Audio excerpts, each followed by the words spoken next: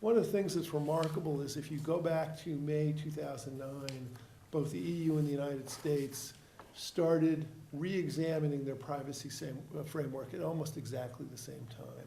And I think there's a shared sense on both sides of the Atlantic that the privacy frameworks that we had used prior to that time needed to be brought into the digital age. And so there's been a lot of work being done on both sides of the Atlantic.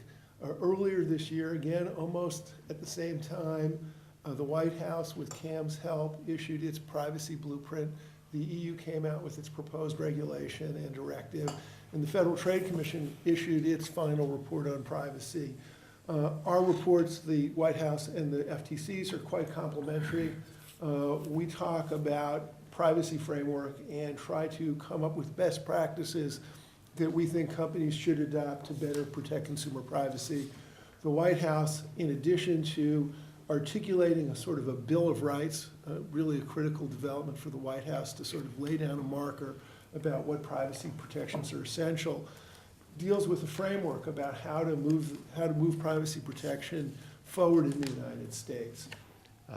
The Privacy Bill of Rights that the Obama administration put out in February is based on a set of fair information practice principles that were developed by the United States government in the 1970s that have been the basis for global privacy practices since then.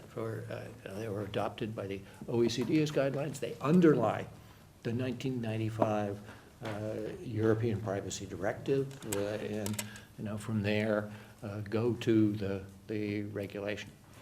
In addition to that, the Obama administration has called on Congress to adopt legislation that would deal with data standards.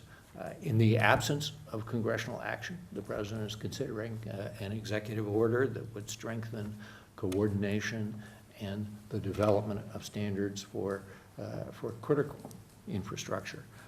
In addition to that, the Department of Commerce is working on several projects to help strengthen cybersecurity and data protection. A national strategy for trusted identities in cyberspace. We just recently announced several pilot projects to develop secure and private identification systems.